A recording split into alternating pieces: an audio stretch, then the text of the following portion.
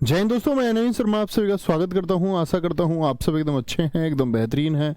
एक बार सारे प्यारे दोस्त बताएंगे आप सब कैसे हैं। उम्मीद करेंगे एकदम अच्छे होंगे, एकदम बेहतरीन होंगे। ओमवीर सिंह जी, अरविंद, रीना चौहान, राजपूत प्रवीण सिंह, सचिन वर्मा, हरवीर, पंकज, राज, विकास, सुनील, अंजलि, विश्वा, मोहम्मद सैफ, जगन्नाथ पांडे, कुमारी काजल, सुशील, सारे प्यारे दोस्तों का बहुत स्वागत है। और दोस्त हम आज एक नया चैप्टर शुरू करने जा रहे हैं जिसका नाम है छंद। ठीक है, रस से मैंने आपको बताया रस उतना महत्वपूर्ण टॉपिक नहीं है, बहुत आसान सा प्रश्न बनता है, स्थायी भाव से प्रश्न बनता है, 99% चांस होते हैं, उसके बाद बहुत बेसिक चीज़ें बार बार रिपीट होती हैं। लेकिन यहाँ पर छंद, ठीक है, ये सीखने का, अलंकार ये सीखने का अध्याय है। इन दोनों से काफ़ी प्रश्न बनते भी हैं और कभी कभी परीक्षा में दो दो प्रश्न भी आपको देखने को छंद से मिल जाएंगे और अलंकार से भी दो दो प्रश्न देखने को मिल जाते हैं। तो बहुत अच्छे से आपको इन अध्यायों को समझना है। ठीक है, तो आज हम छंद को शुरू करेंगे। सबसे पहले नोट करेंगे, नया अध्याय मित्र शुरू करेंगे और नाम है अध्याय का छंद। ठीक है, छंद परिभाषा यानी छंद होता क्या है। अगर हम मित्र परिभाषा की बात करें आपसे तो परिभाषा क्या होगी, लिखेंगे महर्षि पाणिनि के अनुसार। महर्षि पाणिनि आप जानते हैं, व्याकरण इन्होंने ही लिखी। महर्षि पाणिनि कौन सी पुस्तक इन्होंने लिखी है व्याकरण की, बताएंगे। महर्षि पाणिनि के अनुसार जो आह्लादित करे, आह्लादित बोले तो प्रसन्न, आह्लादित करे,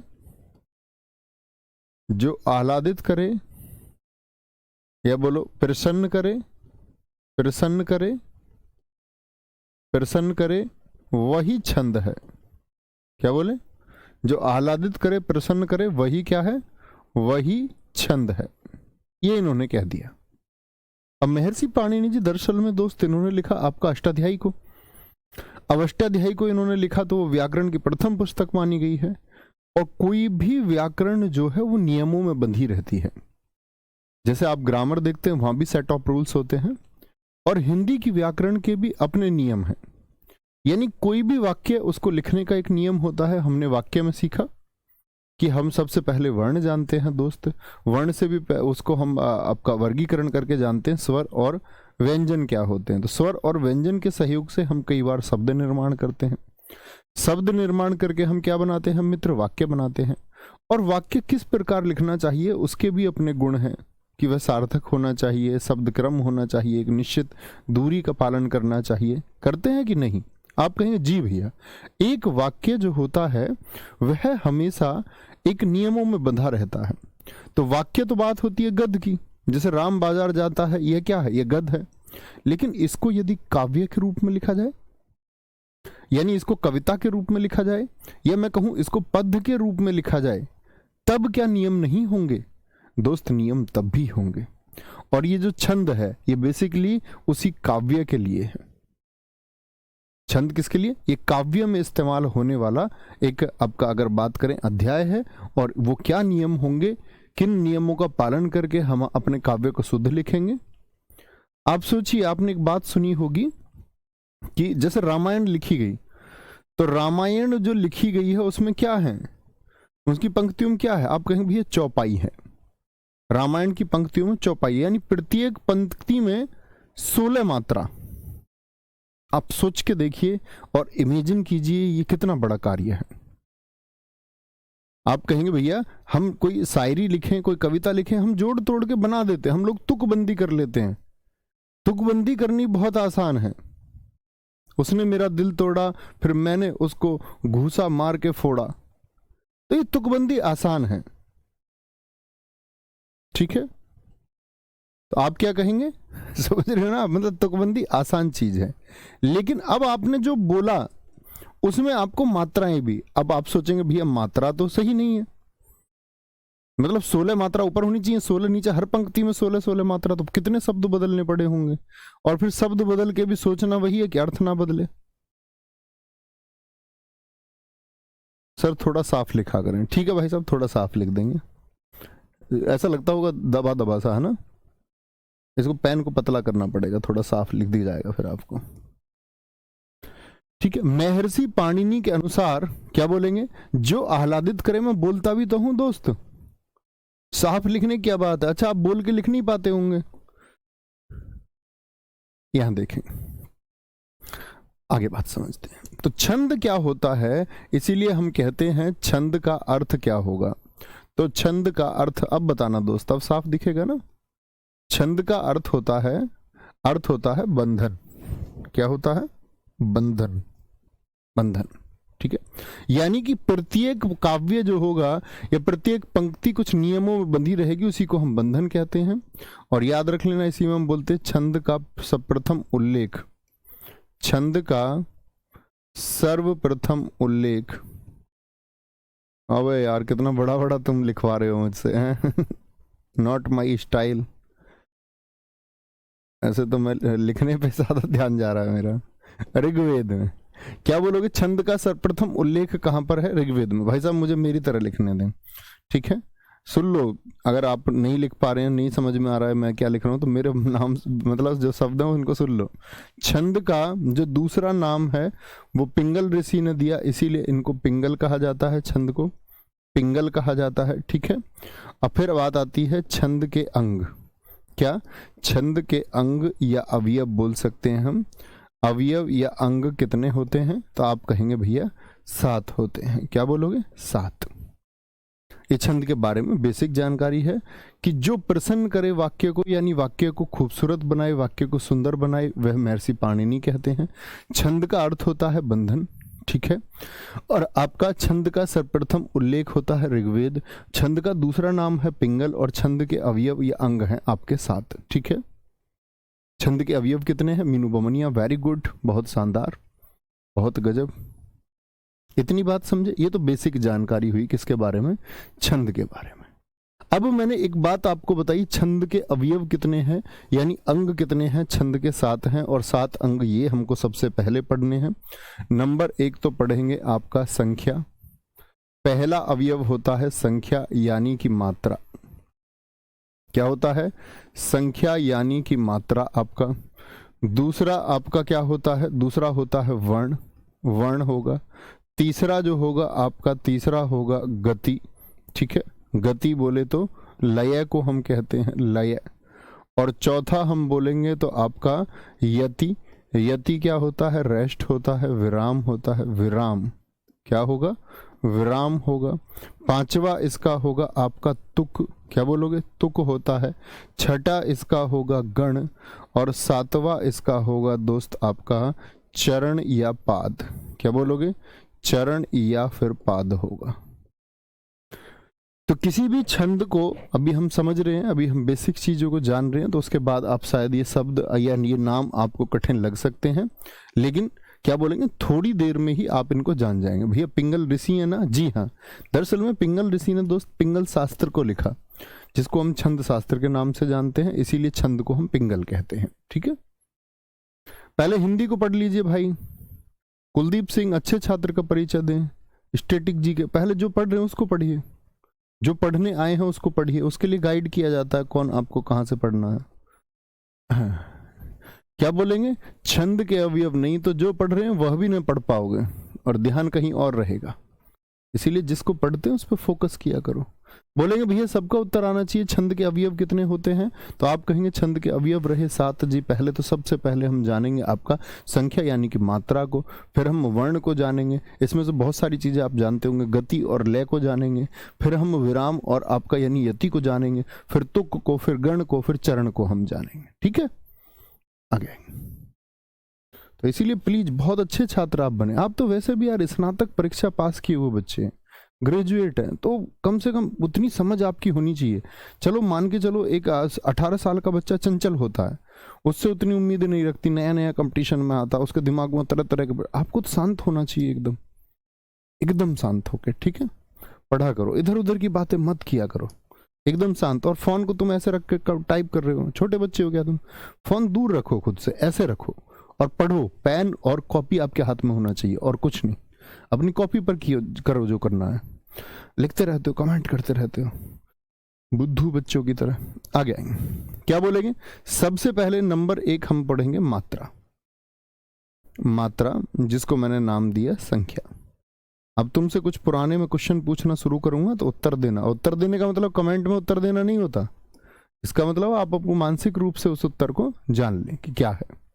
मात्रा या संख्या बोलेंगे वर्णों और, लिखो जी, वर्णों और मात्राओं की गिनती को, वर्णों और मात्राओं की गिनती को, मात्राओं की गिनती को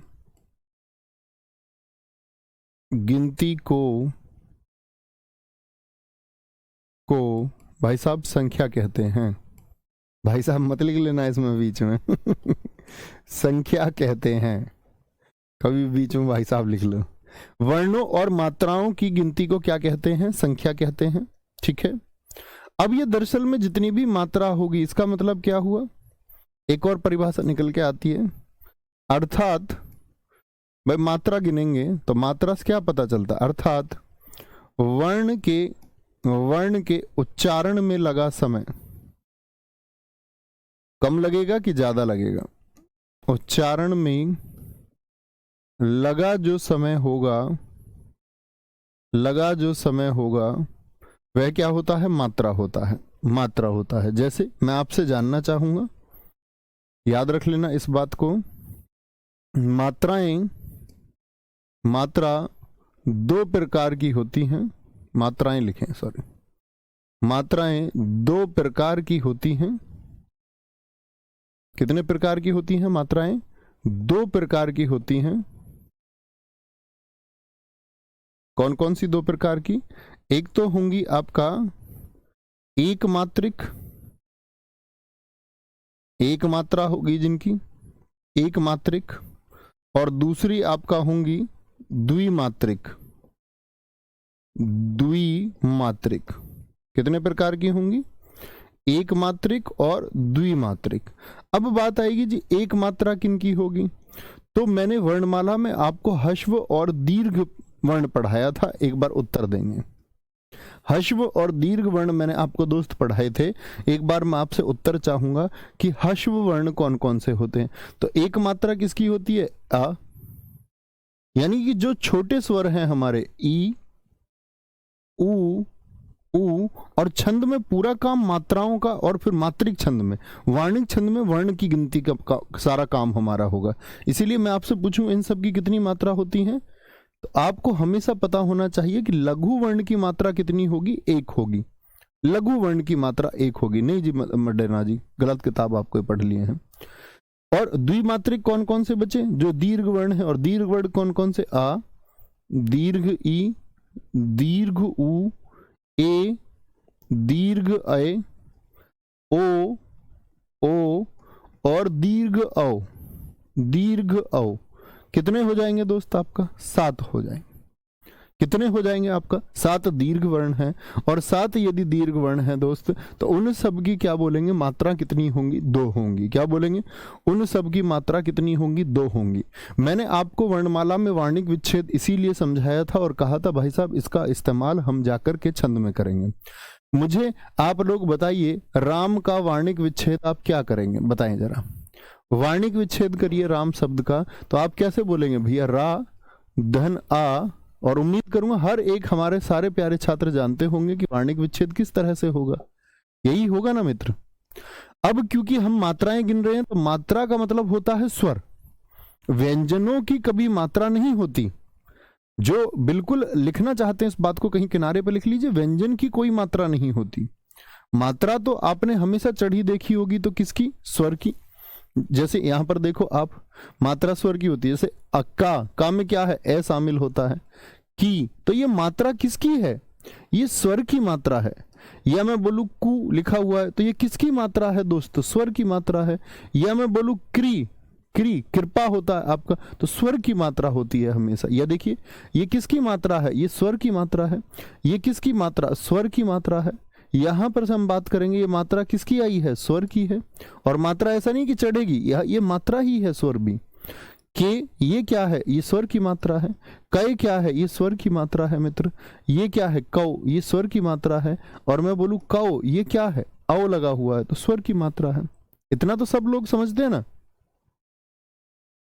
इतना तो सब भाई साहब बोलो भी भाई समझते हैं ना, इतना तो सब। यहां पर देखिए तो वर्ण की तो कोई, व्यंजन की तो कोई क्या बोलोगे मात्रा होगी ही नहीं, तो व्यंजन से मतलब नहीं। ये कैसा वर्ण है, दीर्घ वर्ण, तो इसकी कितनी मात्रा होंगी बोलेंगे, कितनी मात्रा आनी चाहिए, 2 मात्रा आनी चाहिए। इसकी कितनी मात्रा आनी चाहिए, 1 मात्रा आनी चाहिए। बड़ी कॉमन सी और साधारण सी बात है दोस्त, कोई परेशानी तो नहीं इतनी बात में, इतनी सी बात में कोई परेशानी तो किसी मेरे भाई को नहीं कि व्यंजन की तो कोई मात्रा होती नहीं, तो रे व्यंजन मैं व्यंजन, ठीक है। और आ 2 वर्ण है, दीर्घ वर्ण है, और ए क्या है, एक लघु वर्ण है। ये मैंने आपको यहां बता दिया, कोई दिक्कत कोई परेशानी। आगे आए, चलो भाई बोलेंगे भाई बहुत बढ़िया बहुत शानदार सर जी। री तो कांस्टेंट है, कांस्टेंट है मतलब तुम नई परिभाषा एक लेकर के आए हो हिंदी में कि री कांस्टेंट है। सब कुछ जानेंगे हम धीरे धीरे, अभी मात्रा हमने जानी है, ठीक है। अभी क्रम से चलिए, चैप्टर के बाद में सोचा करो कि कंफ्यूजन क्या रहा, चैप्टर के बाद में सोचा करो इस बात को। बीच चैप्टर में ये ना सोचें कि भैया अभी क्या ये क्या होगा या क्या हम पढ़ रहे हैं, ठीक है। पहले जान लीजिए सारे को, फिर हम करते हैं वर्ण को। वर्ण होता क्या है, वर्ण पढ़ेंगे जी। छंद में याद रख लेना, छंद में प्रयुक्त, छंद में जो प्रयुक्त आप लोगों ने स्वर किए, क्या बोलोगे, छंद में प्रयुक्त मात्रा जैसे हमने ऊपर की, एक स्वर या द्विस्वर होगी, एक स्वर या द्विस्वर होगी, द्विस्वर, द्विस्वर होगी। इस बात का क्या मतलब है जी, देखें जरा ध्यान से। जैसे मैं आपसे कह दूं कि जो ए ई, तो यहां तो मात्रा गिन ली हमने कि 1 होगी या 2 होगी। अब हम बात करें वर्णों से, तो लघु वर्ण कौन कौन से मैंने आपको बताए, लघु वर्ण इनकी मात्रा की बात करेंगे। लघु वर्ण कौन कौन से मैंने आपको बताए दोस्त, आ, ई, उ और मित्र आपका री। इनके लिए हम क्या लगाएंगे, 1 मात्रा का इस्तेमाल करेंगे, 1 मात्रा। इसको हम बोलते हैं खड़ी पाई। मैंने आपको बताया था ये क्या होगा, खड़ी पाई होगी। तो जहां कहीं छोटा होगा क्या बोलेंगे, क्या बोलेंगे, आप क्या बोलोगे भैया कि ये जो है आपका जहां कहीं छोटा स्वर होगा उसको हम 1 से गिनेंगे। मैं आपसे भी प्रैक्टिस कराऊंगा। और कहीं भी यदि दीर्घ वर्ण हुए, दीर्घ वर्ण कौन कौन से आपका, दीर्घ वर्ण कौन कौन से होते हैं, कितने होंगे, संख्या बता दीजिए आप दीर्घ वर्णों की कितनी होगी। तो आ हो, दीर्घ ई हो, दीर्घ उ हो, ठीक है, ए, दीर्घ ए हो, औ और दीर्घ औ हो। तो इन सब के लिए जो मात्रा होंगी दोस्त, उसको हम ऐसे एस सा लिखेंगे, एस। एस दरअसल में ये द्विवर्ण के लिए होता है, इसको बोलते हैं वर्तुल। क्या नाम है इसका, वर्तुल रेखा, इसको हम कहते हैं वर्तुल रेखा होती है, एस के जैसी, एस के जैसी। तो ये लघु हुआ, ये दीर्घ या गुरु वर्ण भी मैं कह सकता हूं, गुरु मतलब बड़ा, मैंने आपको बताया बड़ा वर्ण। तो भाई साहब इनकी रेखा क्या होगी, तो आपसे मैं पूछना चाहूंगा, जरा बताना मुझको। जैसे मैं कह दूं आपसे, राकेश को मात्राओं के द्वारा इस चिन्ह के द्वारा दिखाओ आप, 1 और एस। हाँ क्या बोलो, खड़ी पाई या वर्तुल। तो राकेश को दिखाना कैसे दिखाओगे, दिखा सकते हो क्या, आप बोलोगे भैया मैं तो इसका वर्णिक विच्छेद कर लूंगा, रे आ, फिर कै के साथ में क्या है आपका, बोलो भैया कै के साथ में जी मेरा एक ए है, और फिर सह, और सह में भैया ए होगा, ये सब जानते हैं।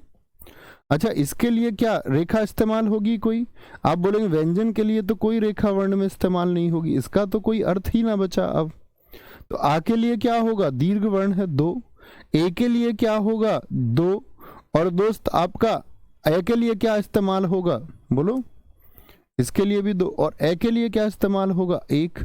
तो कितना आया, 2 2 1, कितना आया बोले एक बार, दो दो एक, क्या बोलेंगे? 2 2 1। आप इसको कमेंट सेक्शन में ऐसे लिख सकते हो, 2 2 1, 2 2 1। अच्छा, मैं आपसे पूछूंगा अभी, मुझे बताओ आप वृक्ष में बताएं। अभी हम प्रैक्टिस करेंगे, अभी जस्ट कॉमन बातें, अभी सारी प्रैक्टिस हम करेंगे, एक एक शब्द, बहुत सारी चीजें मैं इसमें आपको सिखाऊंगा।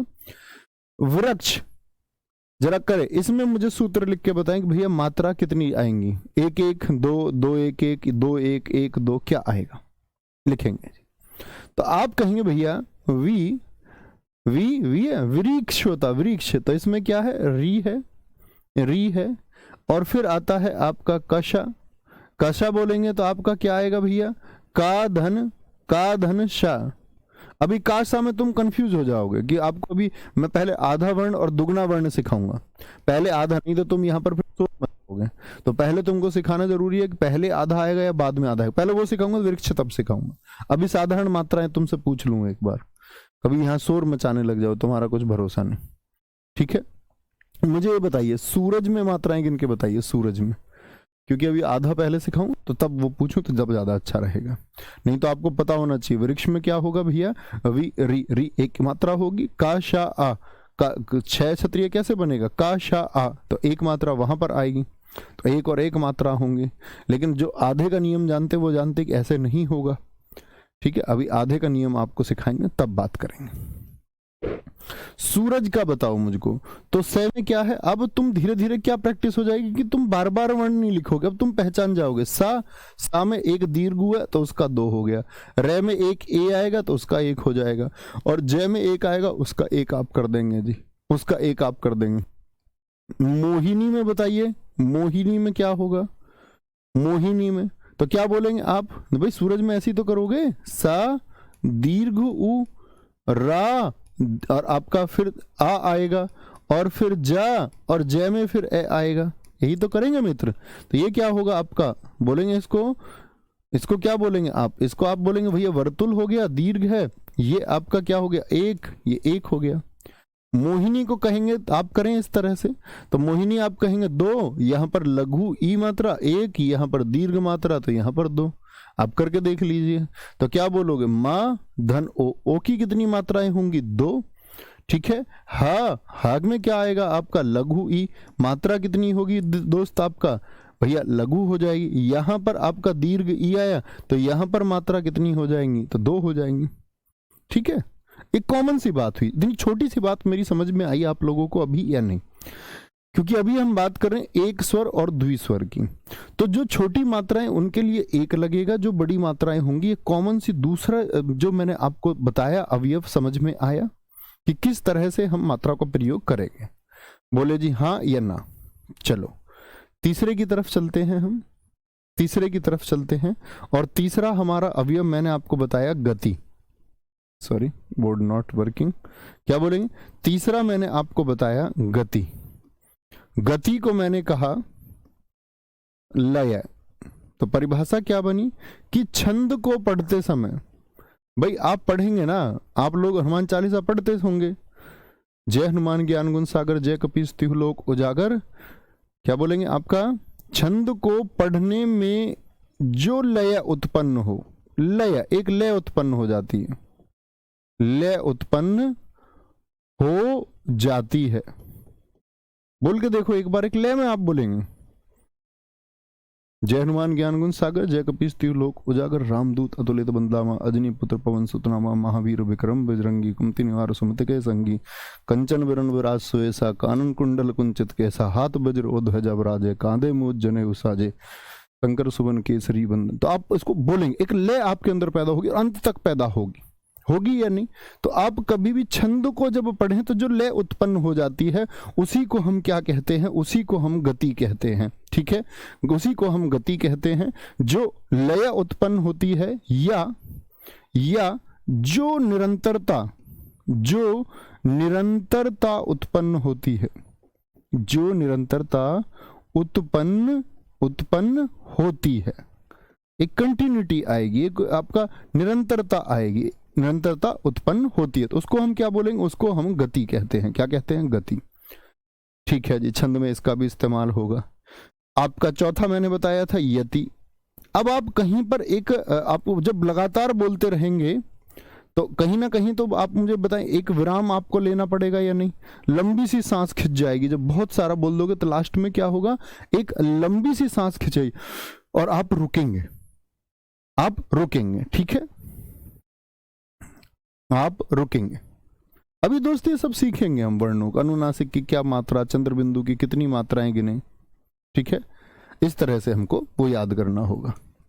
आगे यति या विराम की अगर हम बात करें, यति या विराम क्या है आपका, ये समझें।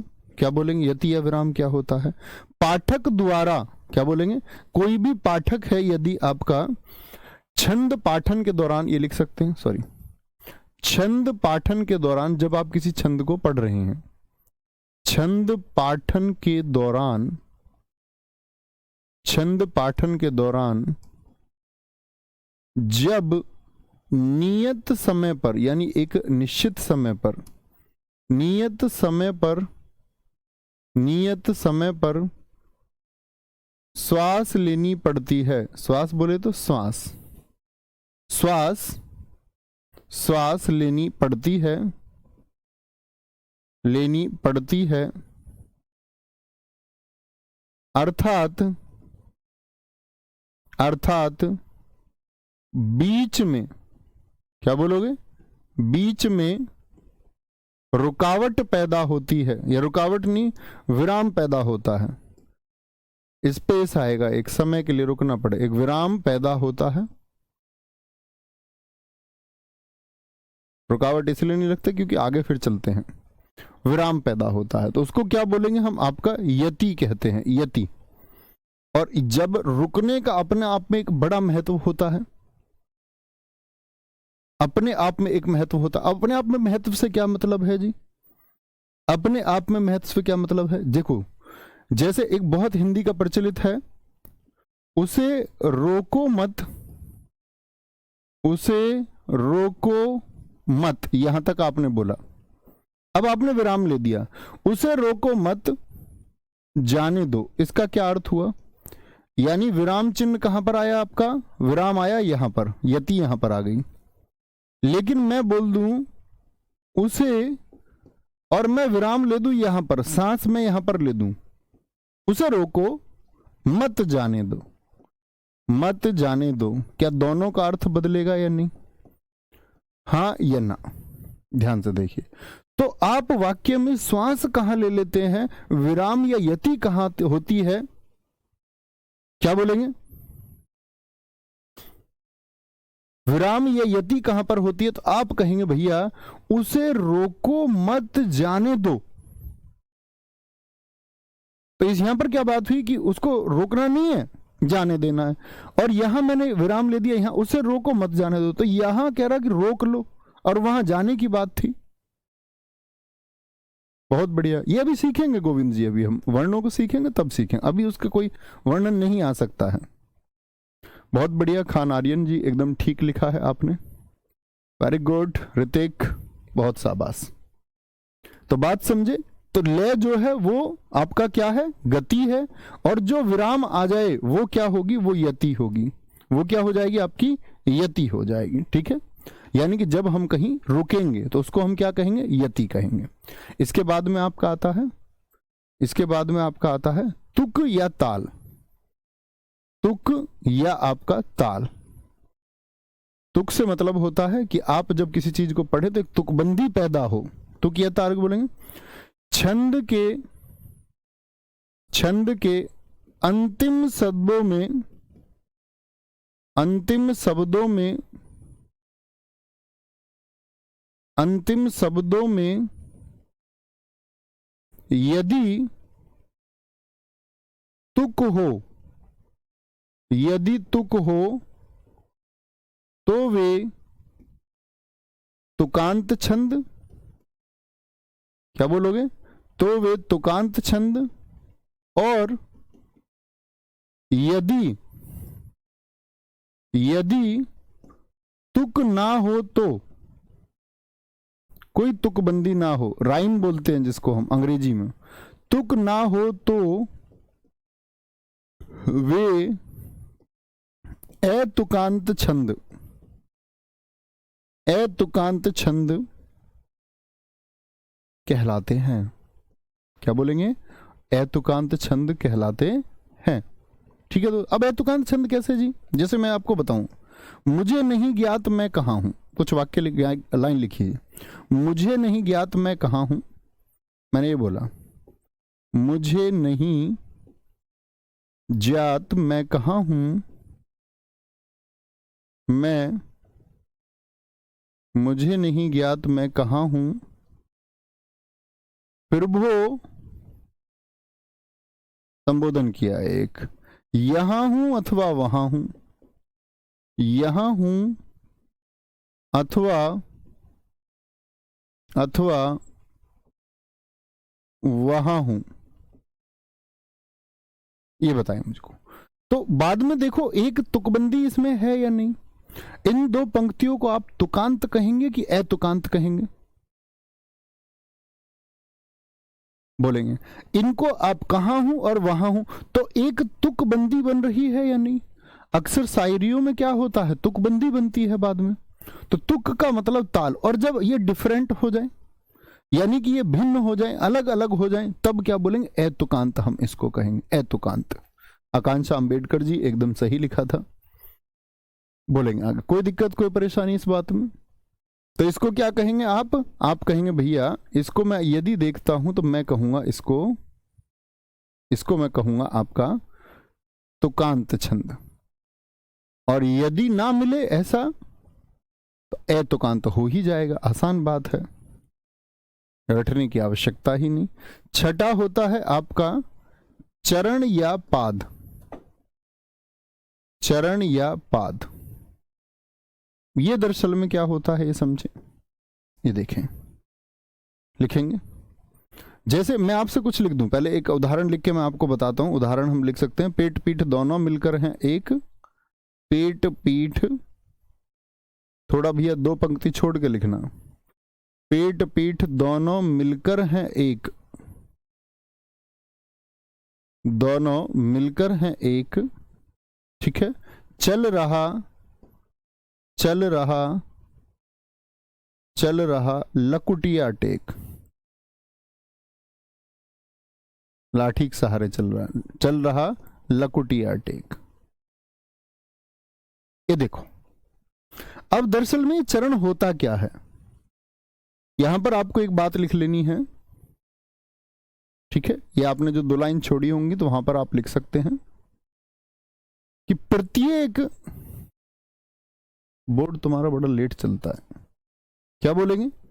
प्रत्येक, लिखना इस बात में, प्रत्येक छंद की पंक्ति को, या प्रत्येक छंद नहीं बोलेंगे, छंद की प्रत्येक पंक्ति को तो ज्यादा सही होगा। छंद की प्रत्येक पंक्ति को, प्रत्येक पंक्ति को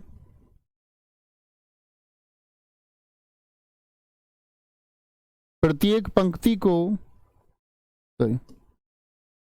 पंक्ति को चरण कहते हैं। क्या कहते हैं? चरण। तो मैं इसको बोलूं पेट पीठ दोनों मिलकर हैं एक, ये क्या होगा? ये चरण हुआ आपका पहला। चल रहा लकुटिया टेक, ये कौन सा चरण हो जाएगा आपका? ये चरण 2 हो गया। तीसरा होता तो तीसरा क्या होगा आपका? बोलेंगे आप सर विराम चिन्ह चैप्टर करेंगे? जी हाँ करेंगे, ठीक है निहाल जी करेंगे जरूर पक्का। तो चरण 1, तीसरा होता तो क्या बोलते? चरण आप कहते 3, चौथी पंक्ति होती तो चरण 4 होता, और पांचवी पंक्ति यदि होती तो चरण 5 होता। तो यहां पर एक बात होती है कि काव्य में छंद को लिखते समय अधिकतम चरण कितने हो सकते हैं? क्या 10 हो सकते हैं? हाँ या ना?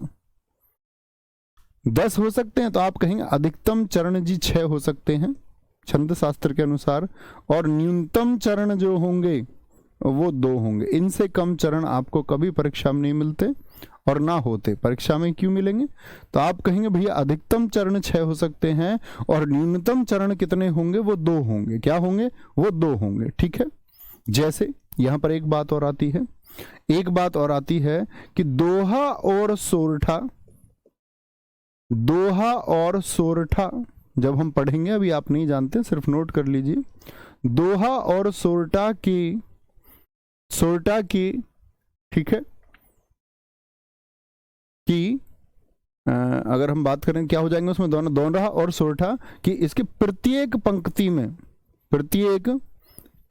में 2 चरण होते हैं, उसके एक पंक्ति में 2 चरण हो जाएंगे।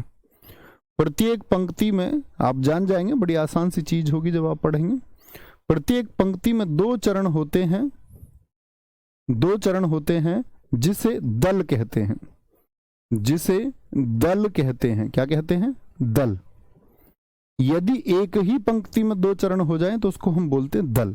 ये कैसे होगा कि जैसे ये लिखा हुआ था, पेट पीठ दोनों मिलकर हैं एक, ऐसे लिख दे, पेट पीठ दोनों मिलकर हैं एक, दोनों मिलकर हैं एक, जो ऊपर लिखा हुआ है, और इसी में मैं कॉमा लगा के बोल दूं, चल रहा लकुटिया टेक, चल रहा लकुटिया टेक। तो कितने हो जाएंगे दोस्त इसमें देखना, एक ही पंक्ति में क्या हो जाएंगे, आपका 2 चरण हो गए। तो वो आप आसानी से पहचानेंगे, ठीक है। तो क्या बोलेंगे भैया, कितने चरण हो सकते हैं आपका अधिकतम? आपको परीक्षा में जो मिलेंगे, जब हम पढ़ेंगे आपको, आप जानेंगे 6 चरण किस में होते हैं, ये हमको पहचानना होगा, हम जानेंगे भी ये बात। तो मैक्सिमम कितने हो सकते हैं, अधिकतम बोले? छंद शास्त्र के अनुसार 6। ऐसा नहीं है कि 6 लाइन तक का ही काव्य हो सकता है, 6 चरणों काव्य 600 लाइन का हो सकता है, लेकिन बटा हुआ कैसे होगा? मैक्सिमम 6 4 2 6 4 2 ऐसे बटा हुआ रहता है। कोई दिक्कत, कोई परेशानी? तो अधिकतम कितने चरण होंगे? 6 का जोड़ा होगा, 6 का जोड़ा होगा, ठीक है। अभी हम पढ़ेंगे, इसके लिए आपको धैर्य रखना पड़ेगा थोड़े से, 6 कैसे होते हैं, 4 कैसे होंगे, 2 कैसे होंगे, सब आपके सामने आएगा, ठीक है। आगे आएंगे, यहां पर लिखेंगे जी। अगली बात पर आते हैं। अगली बात क्या आती है? 7वां आया हमारा गण। गण, गण का मतलब क्या होता है? समूह, एक ग्रुप होता है, ठीक है। गणों की संख्या जो है, याद रख लेना, गणों की संख्या छंद शास्त्र में 8 होती है। छंद शास्त्र में 8 होती है। कितनी होती है? 8 होती है। तो मैं आपसे पूछूं गणों की संख्या कितनी होती है, तो सबसे पहले तो यही पूछा जाएगा, तो आप कहेंगे भैया 8 होती है। अच्छा, 8 में अगर हम बात करें कौन कौन से 8 होंगे, वो भी बात करेंगे। याद रख लेना, इसमें प्रत्येक जो गण होगा, प्रत्येक गण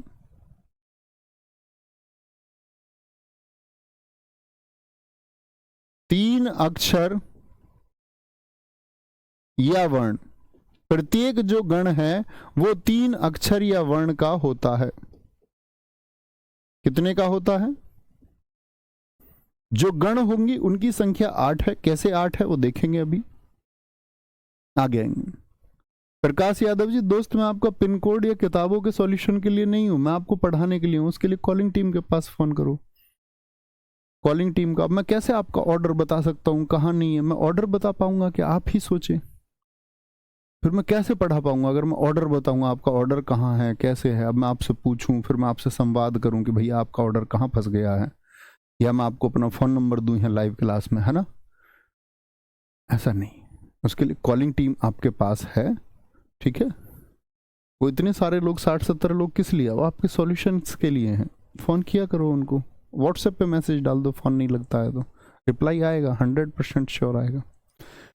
तो बात कर रहे हैं हम गणों की, तो क्या बोलेंगे? गण भैया क्या होता है आपका? गणों की संख्या छंद शास्त्र में 8 होती है। भैया इस बात को थोड़ा सा समझाएं, ये बात समझ में नहीं आई, याद रख लेना। यहां पर एक सूत्र याद रखिए, एक सूत्र याद आता है गणों को याद रखने के लिए, ठीक है। क्या बोलोगे? गणों को याद रखने का सूत्र, ऐसे लिख सकते हैं आप। गणों को याद रखने का सूत्र, जो पुराने साथी होंगे वो सब जानते होंगे। गणों को याद रखने का एक ही सूत्र है और उसका नाम है क्या? यमाता। यमाता ऐसे लिख लो उसको, राज, भान, सलगा।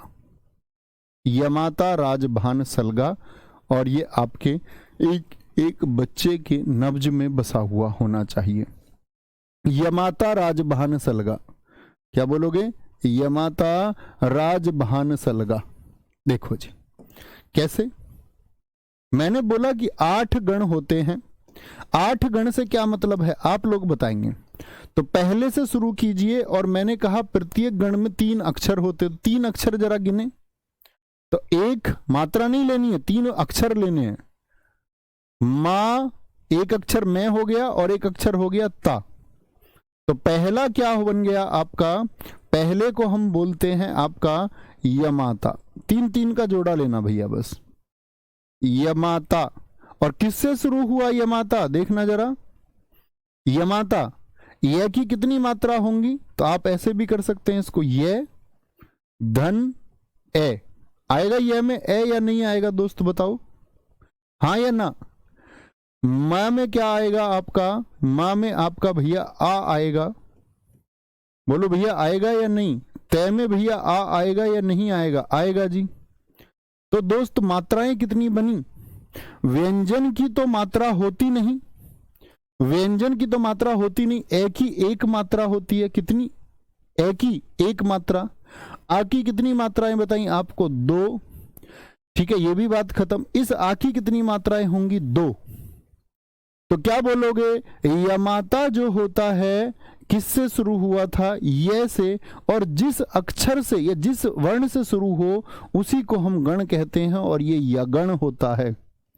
तो ना जाने कितनी बार हिंदी भाषा में पूछा जाता है यगण में मात्राओं का प्रारूप क्या होता है? आप कहेंगे 1 2 2, 1 2 2, 1 2 2। इनका प्रयोग क्या होगा वो भी मैं आपको सिखाऊंगा, अभी सिर्फ जाने।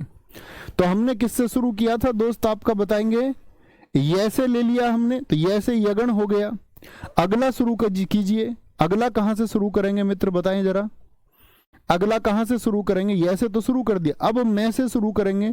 तो मैं से 3 अगर लेना है तो मात्राओं को मत देखना, मा ता रा, मा ता रा कहां तक जाएगा? दूसरा आएगा आपका मातारा।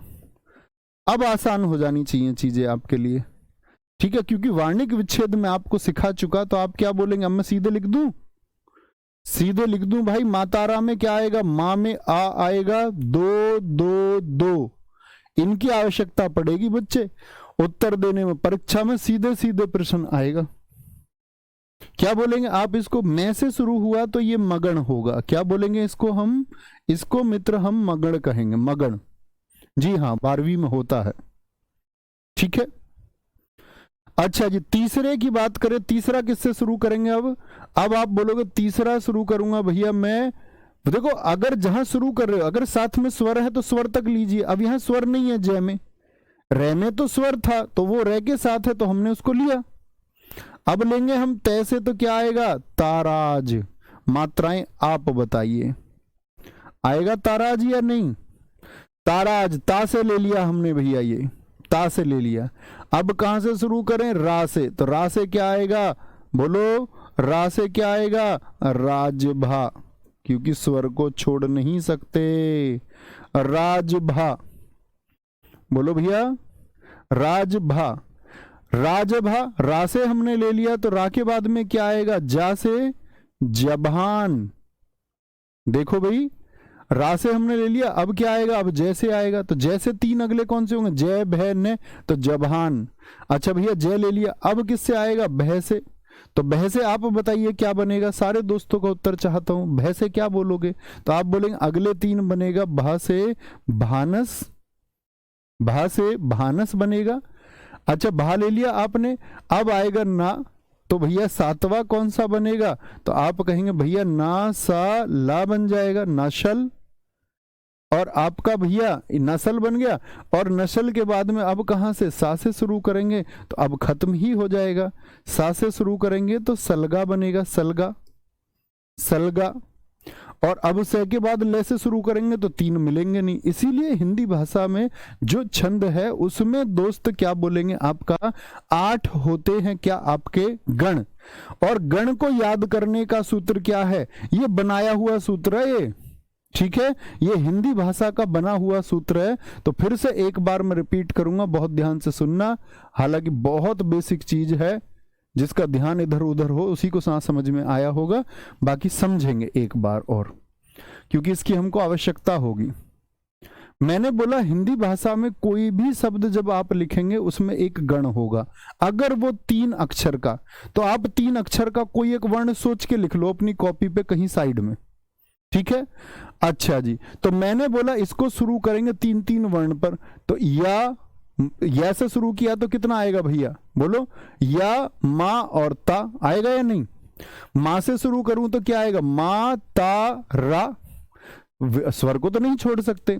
अच्छा, अगला शुरू होगा ता से, तो देखो फिर से ता रा जा। अगला देखो रा से शुरू होगा तो रा जा भा। अब रा हम ले चुके, तो अब क्या आएगा आगे? जा से शुरू होगा जबहान। जय हम ले चुके, तो अब किससे शुरू होगा? भा ना सा, 3 का। भा हम ले चुके दोस्त, आपका क्या आएगा? ना। तो आप बोलेंगे व्यंजन से ही शुरू करना है, और यदि बाद में स्वर आ रहा तो उसको लेना, ऐसे नहीं कि आ से शुरू कर दो, इससे कोई शब्द ही नहीं बनेगा। आनस। तो बहा हम ले चुके, अब बचा ना, तो ना को भी हम ले चुके, न सैल, बचा क्या? सलगा लेना। इस तरह से आपको आया या नहीं? चलो जी, मात्राएं बता दो, सबकी मात्राएं लिख दो, बार बार नहीं बताऊंगा। वर्ण में, वर्ण विच्छेद में बहुत अच्छे से पढ़ाया था, जिसने वर्ण विच्छेद नहीं पढ़ा हो वर्णमाला में जाके पढ़ना। ओके, ठीक है, आगे आएंगे। ताराज का क्या होगा? 2 2 1। नाम क्या दूं भैया, बताना इसको। तय से शुरू है तो भैया तगण होगा। क्या होगा? तगण होगा। राजभा क्या होगा आपका? 2 1 2, और इसको क्या नाम दे दें? रगड़ नाम देंगे चौथे को। 5वें को दोस्त क्या नाम देंगे भैया? मात्राएं आप बताइए सारे लोग। जगण। और ईमानदारी से बताना सबकी मात्राएं ठीक है ना? 1 2 1। भानस में कितनी मात्राएं आएंगी? बहा की 2 मात्रा, न की 1, से की 1।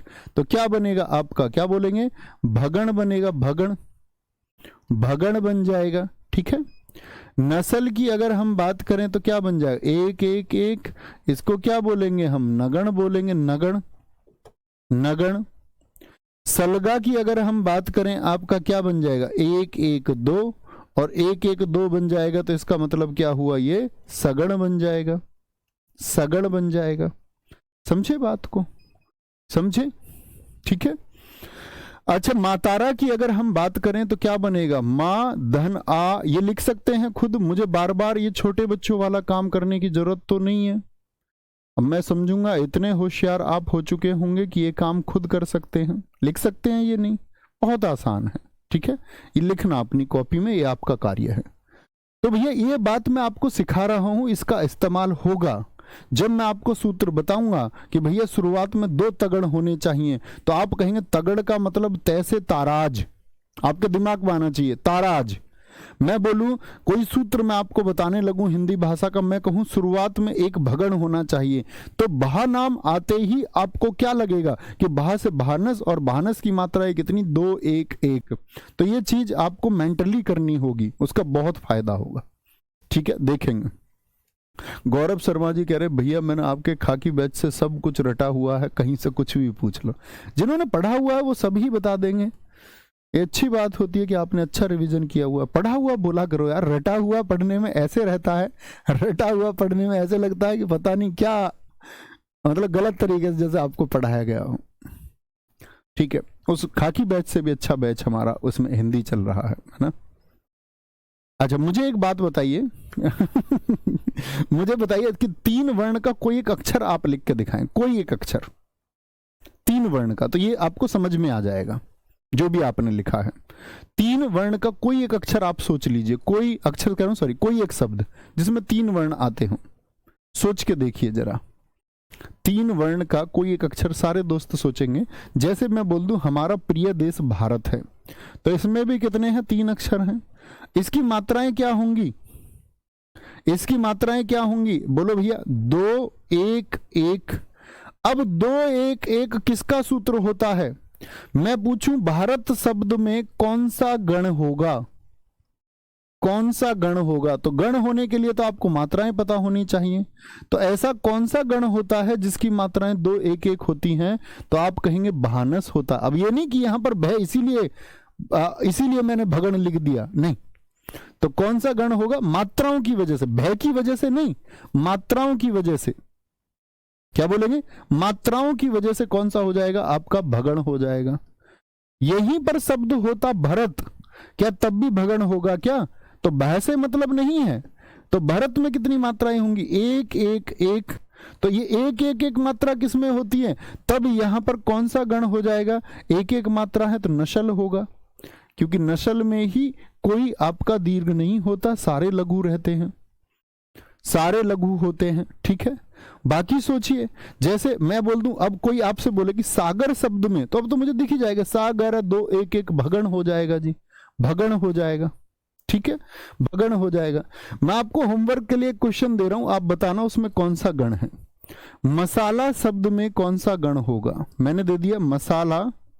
मसाला शब्द में गण बताइए, गण बताइए, तो कौन सा गण होगा, यानी 8 में से ही कोई सा एक होगा। तो मात्राओं के द्वारा आप चुनाव कर पाएंगे, ठीक है। मिलते हैं कल, ऐसे ही सीखते रहेंगे धीरे धीरे।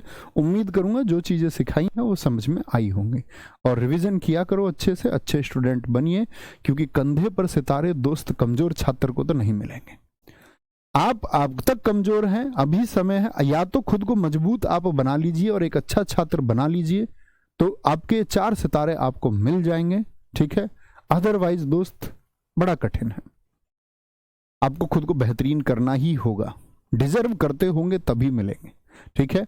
तो एक दिन आपको उस वर्दी में देखने के आकांक्षी, पिछली भर्ती की तरह मोस्ट ऑफ द स्टूडेंट्स, लगभग 9300 भर्ती में शायद ही कोई छात्र ऐसा होगा जो सब इंस्पेक्टर आज ट्रेनिंग कर रहे हैं, और लगभग ट्रेनिंग पूरी होने को है, तो शायद ही कोई सब इंस्पेक्टर ऐसे हो जो आपके इस RWA प्लेटफॉर्म से ना पढ़े हो, ना जानते हो, ना देखा हो।